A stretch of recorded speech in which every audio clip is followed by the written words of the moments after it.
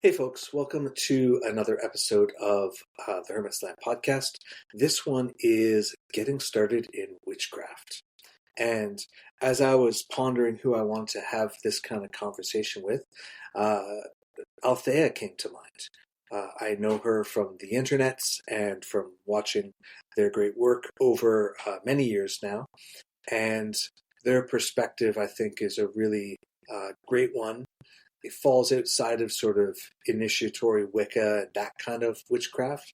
We'll get to that in some other episode, and sort of goes more directly to working with spirits and things along those lines. So for folks who might not know you, though, give us a quick intro. Well, hi, my name is Althaea Sebastiani, and I primarily serve the pagan and witchcraft communities as a spirit worker, as a priest, and as a teacher. Like you said, my big focus is on helping other people embrace the deeper side of practice, helping them connect with the spirits of the land, with their ancestors, with the gods, and just kind of finding out how much more to the world there is than what we've kind of been led to believe. And spoilers, there's a lot more. So much more. So much more, yeah. Yeah. Well, maybe let's start with that, I think you use the term animism. I definitely use the term animism for a lot of that kind of stuff. What's that mean to you? What is that as a worldview or as a way of walking through the world? Oh, I mean, it's huge because it's a worldview. It's not a practice. It's not a religion in itself. It's this way of perceiving and thus experiencing the world. So it's part of like your very being when you're an animist, when you're doing that, living that. The big thing is that it's a way of embracing wholeness, rather than seeing like the world, the universe, the cosmos, whatever you want to call it, as being just physical or physical that we're dealing with temporarily in pursuit of a greater spiritual. It's embracing both. It's experiencing, living, and acknowledging, respecting both, and both the physical world, the spirit world, but also the physical parts of ourselves and the spiritual parts of ourselves. It's not putting one in greater priority than the other. It's that balance between them both, the wholeness, the way the one affects the other and vice versa. Mm-hmm. Yeah. And at least in my perspective, extending that to everything. Exactly. Right? Yeah. Everything around us is both material and spiritual. Everything around us, has its own energy of sorts, and maybe not every single thing, but so many things have their own spirit attached to them. And if we engage with the world, with the idea that everything that we are spending time around has its own living energy or consciousness to varying degrees, it really starts to shift the way in which we walk through the world, right? Oh, exactly. Because if you can see the personhood of something like a spirit in your coffee cup, it's really hard to not see, acknowledge, and embrace the personhood of other human beings too. It really works to shift the way that you see things, the way you move through the world, and it's a good way of creating little ripples of change, especially kind of changes that we need right now. For sure, right? Yeah, and I think that, talking about animism is a great way to start because, I've sort of fallen on the term spirit-led magic as kind of what I refer to the piece that's most witchcraft-like. But, I think that animism, we could say that for the kind of witchcraft that I understand you to practice, and I think a lot of people are excited about, starting with animism and building from there is kind of a big part of the practice, right? Oh, yeah. Yeah, fully agreed. And that was kind of the big goal with my most recent book, was kind of rebuilding witchcraft from the land up, using animism as that big foundation, the basic worldview that permeates and influences every other aspect of it. Yeah. So where do people start with that? Someone's out there thinking about, oh, I feel called to witchcraft. I feel called to engaging in the world in this sort of animist, or maybe they have a different word for it, but this sort of conscious relationship with other spirit beings. What's the first step? And I think a big thing is just holding yourself open to the possibility and the idea that the world as you know it, like the places that you frequent in your life, the experiences that you hold or that you have in those places, that there's a lot more going on that you're not aware of, and there's a lot more that you could be experiencing in there. A lot of it comes down to a big mind shift, with witchcraft.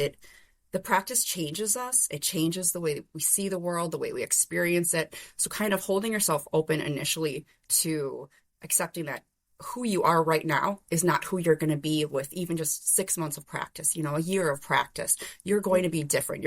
And that's going to be because of the experiences that you've had living in this world, practicing in this world. So just hold yourself open to the idea that there is more and you're not currently seeing it, but you could be. And try to figure out what is the means of getting from where you are now to that place where you are seeing it, experiencing it, and that's your reality. For sure, yeah. And I think that one of the things that's really important in that journey is being mindful of the fact it takes time. Yes. Many people I run into want. Oh yes. I want spirit communication now. I want to hear just like whatever, and like what's a spell that really works now, right? Yeah. And I mean that's fair. And I run a store and we sell in all that kind of stuff, and there are ways in which people can access magic that isn't what we're talking about. But when we're having this conversation, we're not talking about something that you just pick up and put on and off you go. We're talking about spending time, building a connection, opening to what happens, allowing a change that comes from the magic and the practice and the engagement in the world. And it sets you up to grow into what you are hoping to become and what you will be, right? Yeah, absolutely. It's especially like you were saying, the connections, the relationships are such a big deal because you're rewriting your life, you're opening yourself up to relationships with spirits that when you're first starting out, you have no idea are even there. And they are there. They're there right now around you, even if you're just at home in your bedroom, there are spirits there with you. And they're not spirits that you have to be afraid of, that you should be like, running for the incense to cleanse out of your room or anything like that. They're just people that you share space with, the same way that you have spiders in your house, the same way that there are squirrels in your backyard. There's just other types of people, other beings that exist around you and share that space with you. And you can have relationships with them too. And it's not going to look like, not all relationships are like, oh my God, we're best friends. Can I borrow a cup of sugar? It's not like that, like you have a relationship already with anyone else, even if you don't know that they exist. Your life, your actions impacts them in some way. And it's the same way with the spirits that are around you, that are in your home, that share the land that you live upon. Your actions impact them. And the big thing then with witchcraft and approaching it this way is that you begin to recognize that you can feel and see that impact. And that's really cool, actually. Yeah. It really shows you're not alone. You are actually truly are in this web of connection with other beings, other humans, other animals, other spirit people. It's just this huge thing, and we're never actually really alone. It's really great. And I think that, it's also really helpful when you're getting started to remember that this is everywhere. When we say it's everywhere, we mean it's everywhere. I live in downtown Toronto, surrounded by millions of people, and I have many, many connections to varying beings in the neighborhoods where I live, and near the store and other places. And then I have those places that are maybe more remote or more natural that people might think of as more inherently spiritual, but the fact of the matter is that, there's this great horse chestnut tree in the park not far from me. And I've lived where I live for like 15 years now, and every year go by, I collect a couple, I leave a little something. Sometimes when I'm walking by with the dog or whatever, I'm like, hey, how's it going today? Like literally just say something and kind of like sit there and have a feel. And Yeah. then 2 years ago, maybe I was going by, and I just sat there and felt this whole sort of different thing and heard some communication around stuff that I could do. And I was like, thank you. And I left a little offering. And as soon as I left the offering, the wind kicked up and all these chestnuts fell out of the tree. Just so many, nice. right? And I'm like, look at that, right? This is a conversation that's been 10, 12 years in the making, right? Exactly. Even for somebody who has a lot of experience speaking with spirits, this kind of work follows its own time. Yeah, absolutely. And you bring up so many good points there. Like, just one, that you can be an animist in a city. Cities are absolutely filled with spirits, and those spirits are not all just dead humans who are still hanging out. There's so many other types. A city doesn't replace the land, and we have so many stories within folklore of spirits that specifically exist within human-made structures. We have spirits that live in houses behind stoves. We have spirits that live in barns. There's so many things like that. We're not so special that our creations can somehow be devoid of spirits. Like, it's not happening. No, for sure. Oh, yeah.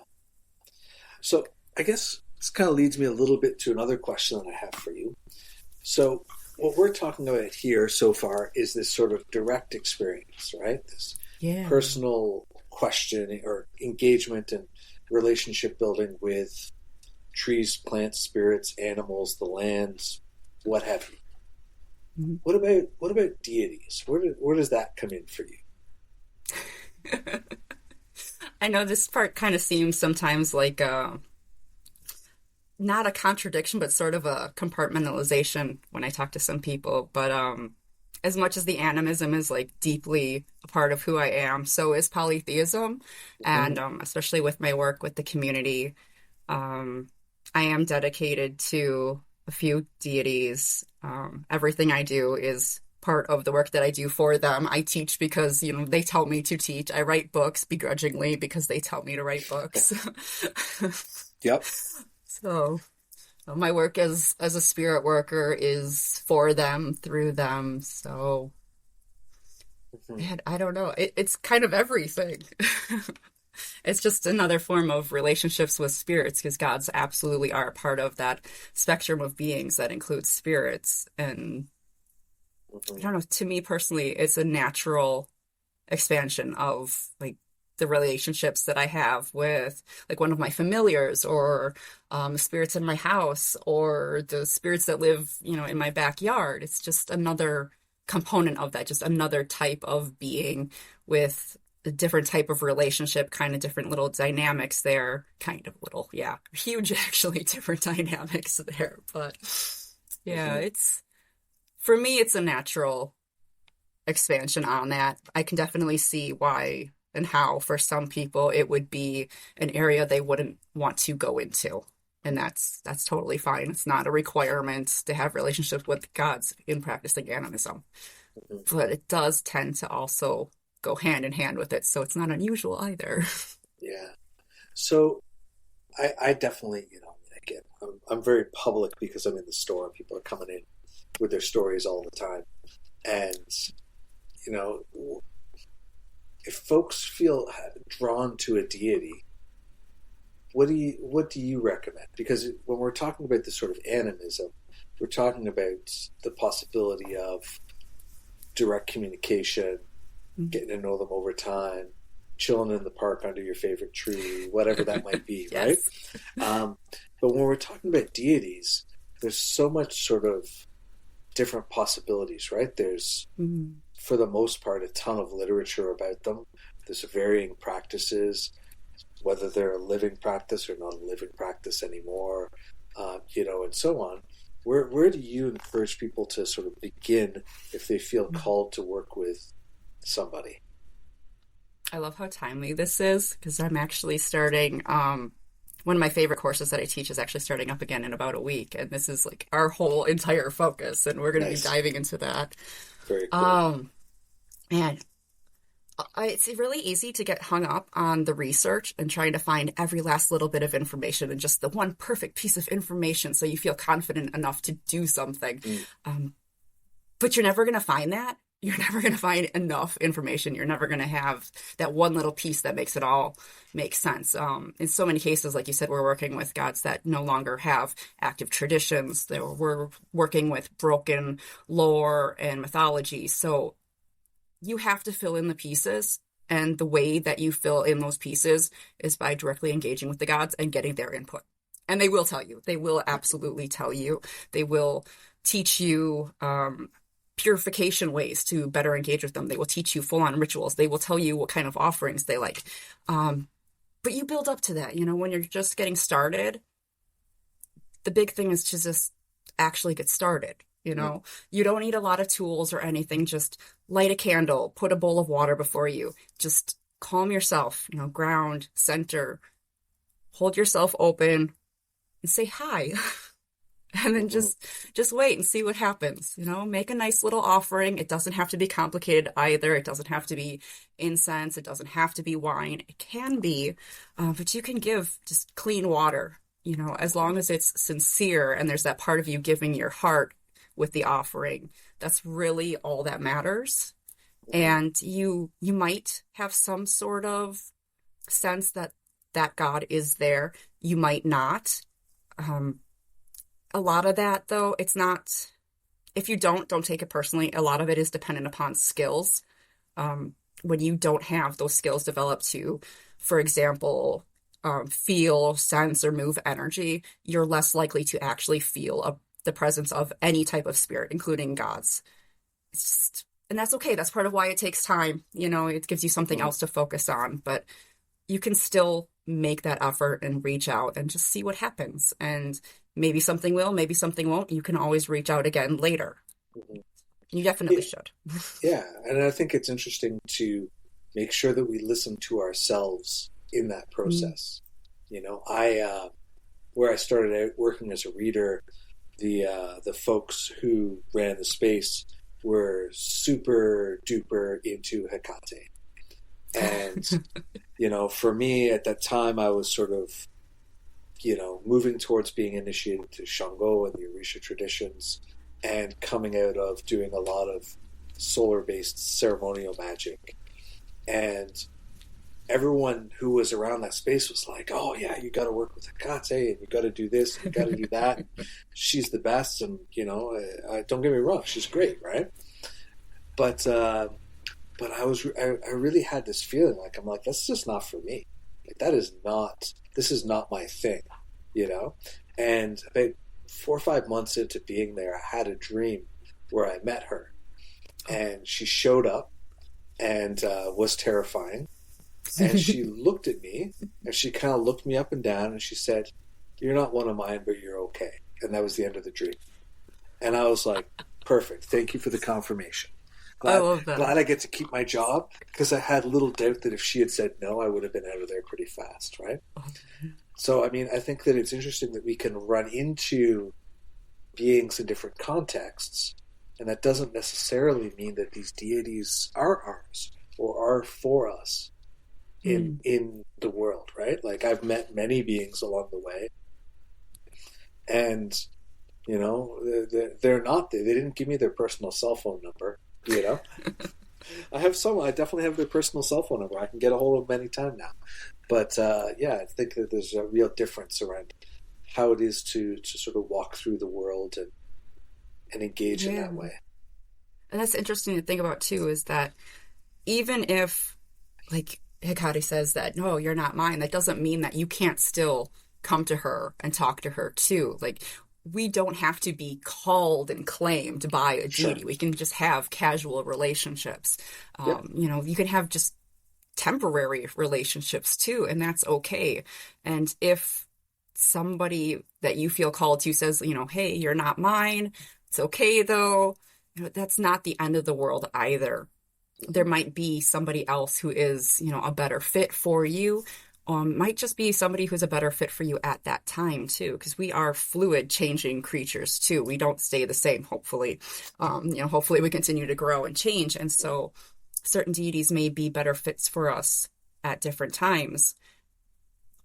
And there's a huger conversation there too about how if you're in a committed relationship with a god, it kind of makes you not fit for other deities too. So it kind of changes who 100%. gets to be around you and who you're around and who you're allowed to do things for too. But that's a way, way bigger discussion. That is a bigger discussion. That falls into the category of we don't get to know the full scope of what we're getting into sometimes. Oh my God. And we only find those things as we further get down the road, right? You think you make one promise and that promise ends up being 10 other things. Exactly, right? Exactly. Yeah. I guess one of the questions that I want to maybe address a bit too, because we've talked a little bit of it. It takes time to learn to hear. We got to take our time to build that connection and so on. Do you have thoughts or feelings sort of around the idea of what if people feel like they're imitating stuff? What if they're concerned about appropriating traditions? Some of these things, because I think this is an important conversation to touch on, even though it's a very deep and nuanced conversation beyond the full scope of the get into here. But where do you think about that stuff? Man, there really is a lot of nuance here. It is hugely important conversation, especially if you look at the history of the contemporary pagan movement. There is a lot of appropriation. There's a lot of flat out theft and entitlement of marginalized cultures and marginalized religions. And it is something that we are still reckoning with right now. And it's really great to see that there are more people talking about it. It's really grown in the last 5 years, especially the conversation around that. I do feel like, at least looking online, that some people do get so concerned with not appropriating that they're not doing anything. They just kind of hold back and don't take any sort of first steps in any direction. Mm-hmm. And it makes sense. But there are practices that are not necessarily universal, but incredibly common to the human experience of having relationships with otherworldly beings other than human people. Mm-hmm. And we see a lot of those ways. I'm trying to think how to word this without setting myself up for being grossly misinterpreted. Well, it's going to be on the internet, so inherently we will be misinterpreted some amount of the time. Maybe most of the time. But we know that there are purification methods that are very commonplace, that exist within huge variations of cultures and practices. We know that there are ways of giving offerings. Are a very common thing all over the planet. Exactly. Yes. We know that certain practices have greater interest and discussion around them, especially online. And that comes down to individual people with their backgrounds and them communicating and sharing. And it has to do with trends. It doesn't necessarily mean that something that we come across is only found within that person's specific tradition or background. It's really helpful to look at the whole bigger picture and recognize that, like you mentioned, Hecate being very big with this group. She really has her moments. Her trends really rise, especially online. There was a thing with Artemis too, back in the late 90s and early aughts, where Artemis was everybody's girl, and then it was Hecate again, and then the Morgan had a thing. So the trends really influence to what practices are being discussed, and they can falsely create a context that we may believe that practice exists within, not recognizing that it actually is bigger and does exist in other forms. Yeah. Like smoke cleansing comes up a lot, especially when people are talking about smudging not being, Sure. open to everybody. Setting shit on fire is very, very commonplace in the human experience. Like, we Yeah. really like to burn things, and it's fun, and it makes a good component in witchcraft. You can do a lot just by setting shit on fire. Yeah. So I'm a big fan. Me too. And you can also make a choice to be like, you know what? I'm gonna burn something that's more aligned with who I'm working with, Oh, exactly. or whatever, right? Like, I think that that's part of the conversation too, right? We have so many folks who want to steer towards, oh, it has to be frankincense, or it has to be white sage, or it has to be this, or it has to be that. And I think that, it doesn't have to be any of those things, and I know certainly in my ceremonial magic days, I was like, oh, well, and this is maybe sort of more on point even. It's like, well, if I'm working with this specific angel and they like this specific frankincense, and history tells us it's actually from this region and I can get that, maybe I should do that one instead of all the more generic things, or maybe not, right? We can really shake that up, Yeah. No, that's a really good point. I was in a conversation with some of my students recently, and someone had asked me what my favorite herbs were to burn for purification. And I made a joke about being an insufferable hipster witch because all of the herbs that I use, they're all herbs that I got myself, and then I was in a relationship with those specific plants, and those specific plants have a connection to like some of the deities that I'm dedicated to. So the reason that they worked was because of my relationships for me. They're not herbs that were necessarily on anybody's like personal correspondence list for purificatory herbs. Exactly. But for me, because of my relationships, because of the friendships with those trees, they work really well. They work very, very well. Yeah. I did in 2000, I did a 10-day fast and ritual cycle in the woods by myself. Didn't talk to anybody else, didn't see another human being for the whole time. Brought enough fruit to sort of see me through the first part of the fast, and then just drank water for the rest. And there was this cherry tree in the west of where I was staying, and the sun, when it set behind it, illuminated all the resin, like these beautiful, cherry red stained glass little things. I still have some of that resin, and every now and then, when I need to connect with the aspirations of that practice and what I was doing at that time, I'll take a little bit of that, just burn it, and it just opens me back to that connection of that time and place, and that is, we can get super specific, right? It doesn't have to be every cherry tree. It might be every cherry tree, right? Or it might be a particular thing in a particular place, and in fact, that place is now a subdivision, and it's like whatever. Time moves on, right? But yeah. Yeah, exactly. Make it really personal like that. Yeah, exactly. I think I have a couple thoughts on sort of the bigger appropriation or engagement kind of conversation. I think there are two things that folks should ask themselves if they're engaging in these practices and it takes them in certain directions. And one is, I think that if we're doing land-based work, here in North America and in many places, I think that it behooves us to consider what our relationship is to the Indigenous folks of this place.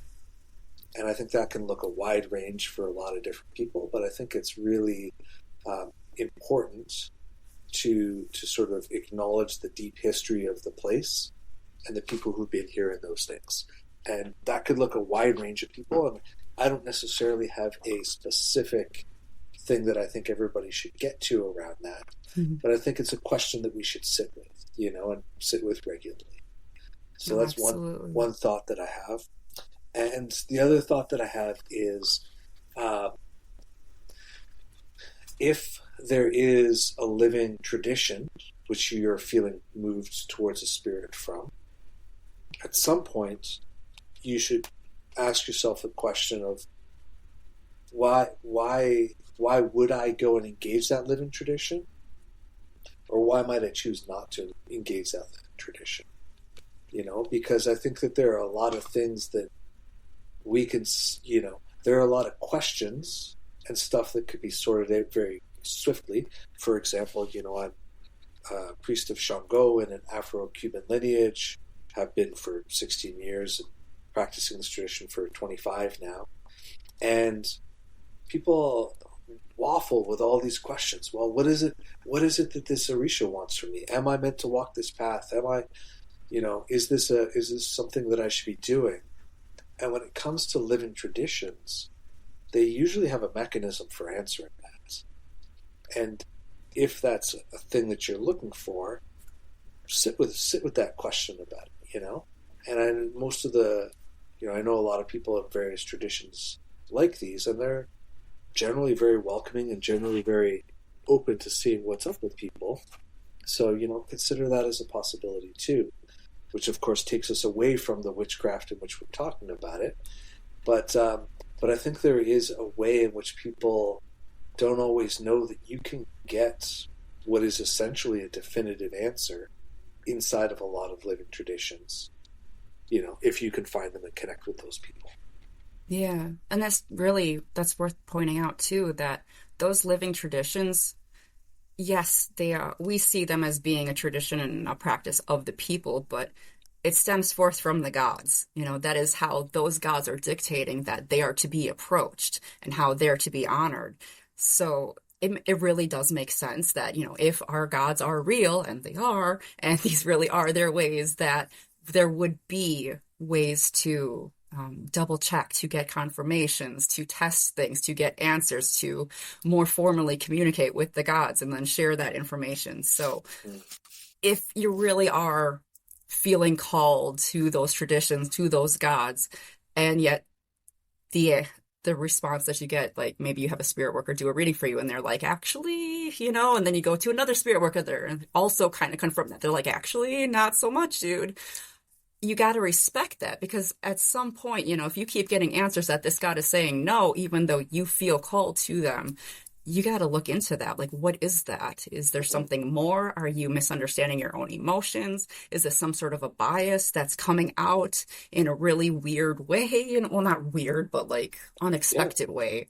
Right. What's the psychological baggage that's playing out there? Right. Like, I mean, we can go many ways with that. And I think it's super important to acknowledge that, Yeah. Mm-hmm. Maybe you could take a moment and say what you mean by spirit worker, because I spend a ton of time with folks from Caribbean and South America and other places who use that term in a particular way, and I hear it sort of tossed around more casually in other settings. So I'd love to hear what you say. Oh gosh, basically, I know, put you on the hot seat, but basically, spirit worker is a religious specialist who has expertise in communicating with the gods and other spirits and performs that role and function for the community. And it can look like a lot of things. For me, it looks like sitting on the floor, throwing bones, whispering over burning herbs, hastily jotting down notes that I'll type up later for clients, and growling in frustration at candles, pouring out little cups of wine. Yeah.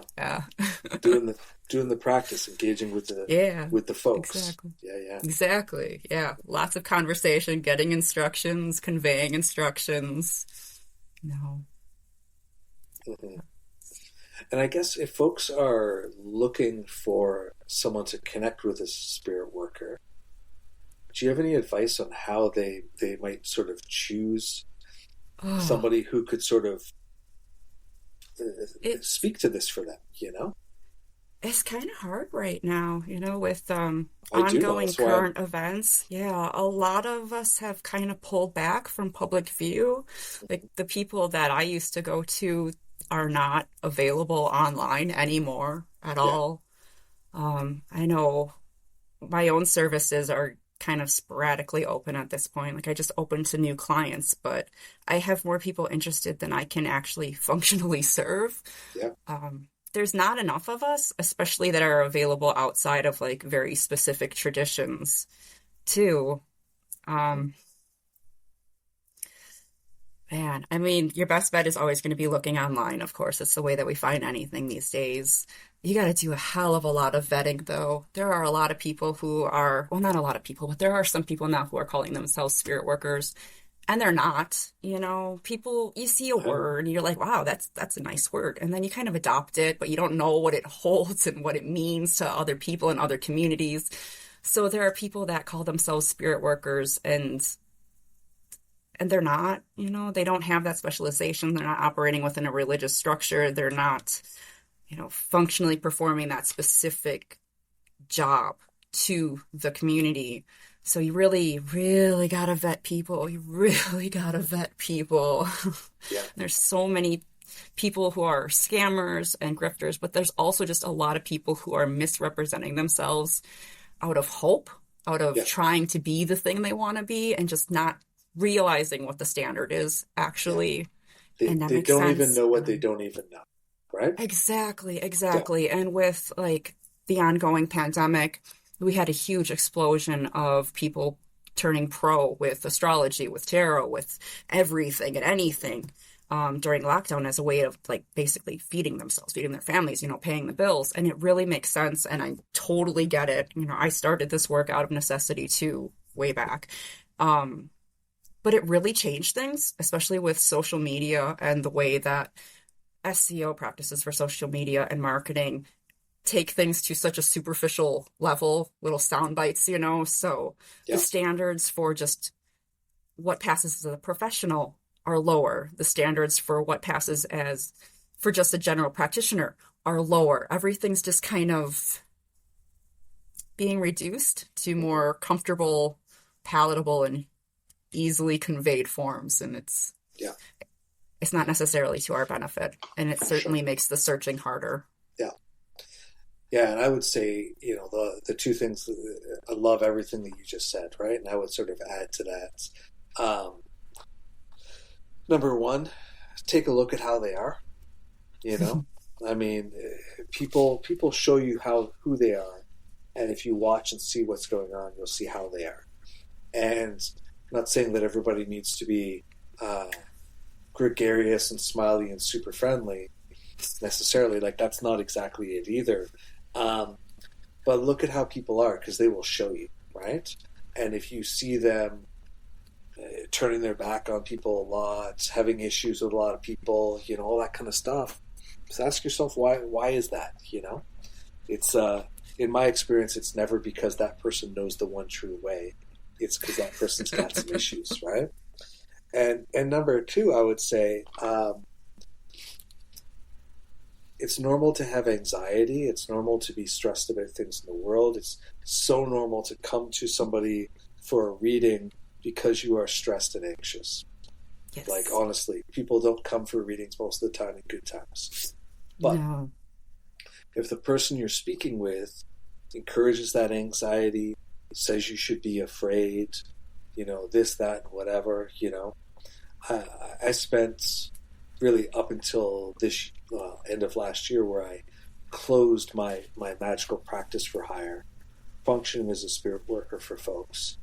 And out of all that time, all those folks coming to me to undo things and deal with big problems and whatever, I only ever saw one person where I was like, you should be afraid.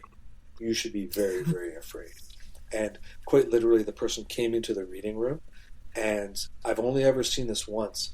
Physical objects just started moving and falling on the floor and smashing.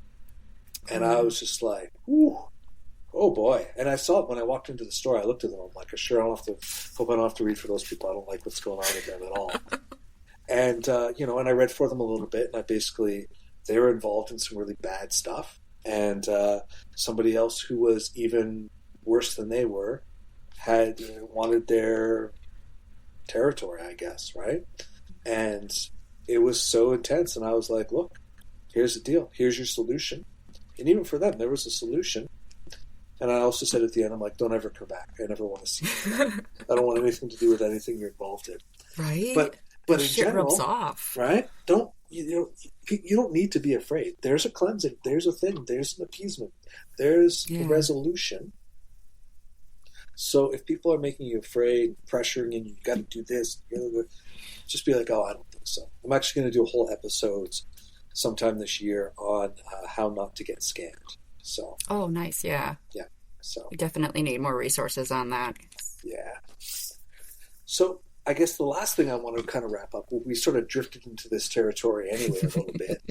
I love a good tangent. Right? What should people be cautious about? What are practices that won't serve them or aren't helpful, or something to kind of watch for as you're going into this, so that you don't kind of maybe get in your own way, or something like that.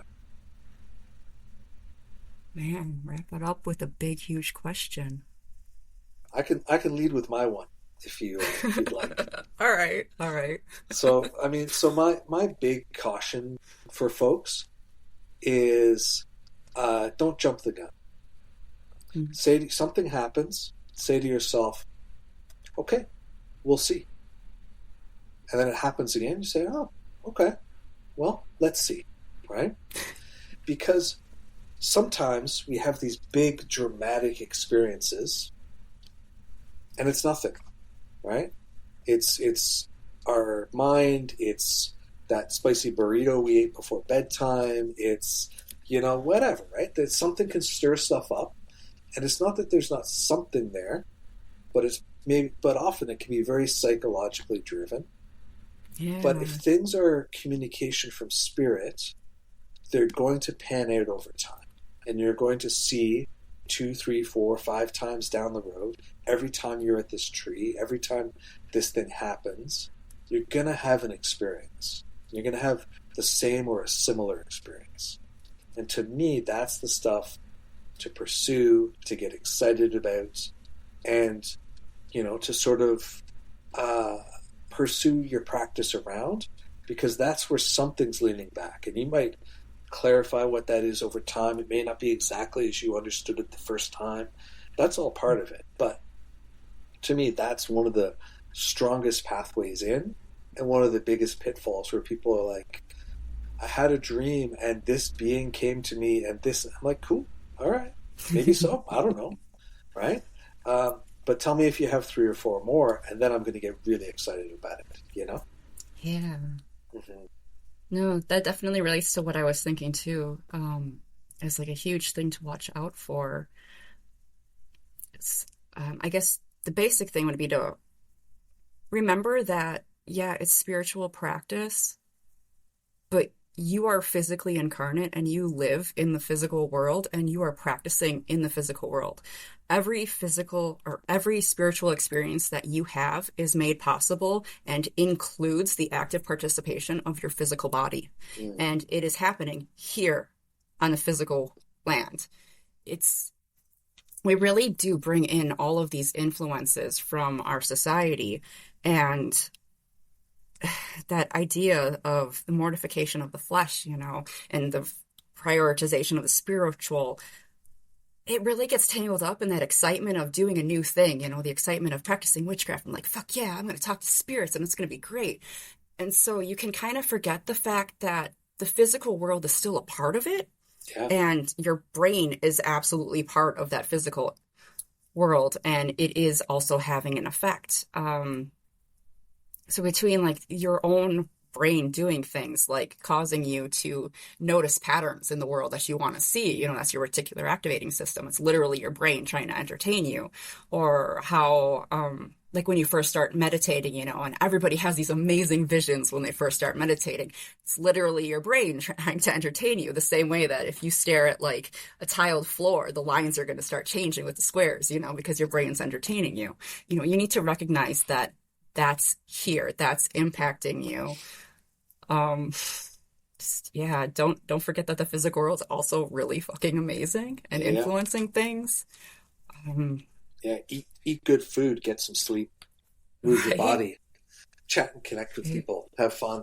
You know, I mean, Exactly. yeah, And just focusing too hard on having spiritual experiences, being a spiritual person can cause a lot of spiritual bypassing where you've got this like elevated sense of ego because, yo, you're doing these things. You're not doing those other like worldly things of the common people.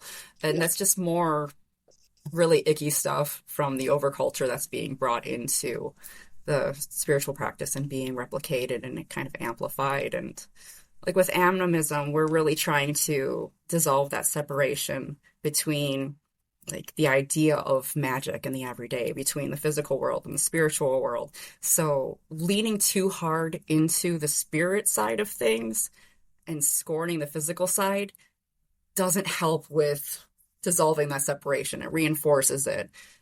So hmm, just, yeah, just yeah, really keeping your wits about you. You know, just because it's magic, common sense doesn't go out the window. Just, hmm, you know, there yeah. I are think actually it's rules to how this all works. yeah. I think there's so much of that can be a product of Christianity and its influence, and sort of Yeah. the division from sort of living practice of various folk practices and spiritual practices and so on that we've had this gap from, and that people are sort of trying to return to.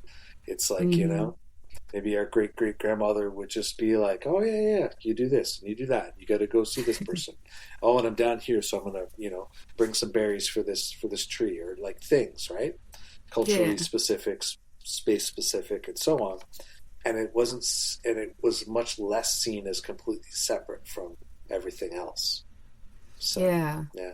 Exactly. And now, though, there's been that separation's been maintained for so long. We don't have, a lot of us don't have living examples of what it looks like to not be just so focused on the physical world, on materialism, on, you know, Hmm. consumerism as the solution to all of our problems. So it makes sense that we would lean so far the other way because if you're trying to not do that, well, then what's the solution? You do something different. But Hmm. it kind of just reinforces the problem, but in a different way. Yeah, for sure. Cool. Well, that seems like a great place to wrap up this conversation. It's been a total delight to get to chat with you. Um, Thank you. where are you hanging out? Where are you at? You know, unfortunately, Oh, this will probably drop after your course has started. Um, yeah. but don't worry, I'll shout it out in places anyway, so people can find it. But Um, yeah, big place to find me is my website. It's ladyalthea.com. It's LadyAlthaea. I'm gonna emphasize that link in A. show notes. Yeah. Yeah. Social media wise, I'm on Instagram. I'm on Threads. I should probably suck it up and join Blue Sky. It's not bad That's over about there. it these days. Yeah. Yeah. I do have a community that I safeguard too. It's called The Winding Way. Um, God, I struggle to even describe it. Because we have so much going on all of the time. Um, Well, I've got a so really I'm great not in group. it, but I mean, I guess maybe I Oh, can offer what I think is going on there. Imagine like shenanigans. being on the internet, but without it being open to the public and clowns showing up and making a mess all the time, and actually having access to people who are showing up genuinely and practicing, and people with a bunch of experience and beginners as well. Does that kind of sound Yeah, like what's going yeah. on over there? Yeah. Yeah, absolutely. Because we've got a really great group of people with different ranges of experience. We've got people who are brand new to witchcraft, brand new to relationships with the gods. We've got people with decades of experience who, you know, just they're in relationship with different gods, different spirits. We've got people working with gods from all different sorts of pantheons. We're really diverse when it comes to like ethnic and racial backgrounds. We're predominantly queer, predominantly neurodivergent. Not everybody, but a lot of us. Um, God, we have a divination swap. We do readings for each other. We've got the polytheist and animist support group where our big focus right now is working through religious baggage so that way we can more deeply embrace polytheism and animism as Lovely. worldviews. And it's phenomenal. It's really great. We have really great conversations and kind of like gently make ourselves feel bad when we realize that we've been holding like baggage related to the word like worship or prayer. We had such good conversations on the word prayer recently. Um, Yeah. God, you you really don't know even how deep the baggage goes until you start peeling back the layers. And it's so great to be doing that work with people who are committed to it and actually genuinely supportive of each other. There's so much trust and vulnerability. I love it. It's really great. And, and I think, having access to other people around that stuff is so helpful. So I remember back in my thelemic days, and I was doing Liber Resh, which is a relatively short ceremony where you connect with the sun at the four quarters of the day, right? And I was like, despite being deep in ceremonial magic, I was like, I'm not religious, I'm not praying, I'm not doing this. This is spiritual practice based on energy and conversation with beings.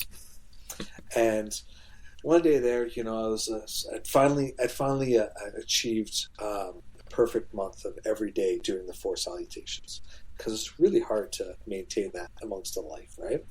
And my friend says, "Great," and he goes, "By the way, Andrew, I have a question for you." I'm like, "Uh-huh." He goes, "So what about that is not praying?" And I was like, and I swear, I opened and closed my mouth about 10 times, and then I think I said, "I hate you." And then I went away and spent 2 weeks just thinking about it, being like, damn, okay, I guess I'm on the other side of something different here now, And it's so hard to see ourselves, right? So, yeah, for sure. It is, right? You're like, I'm not religious, I don't pray. And then you, make a list of the things that you actually do as part of your spiritual practice. And right? Yeah. Yeah. It's all right there, showing you the truth. Yeah. Well, thank you so much for making the time to chat with me today. It's been everything that I hoped it would be. And folks should definitely follow Althaea on the interweebs. And if it's your jam, go check out what she's up to. There's a lot of great stuff going on there.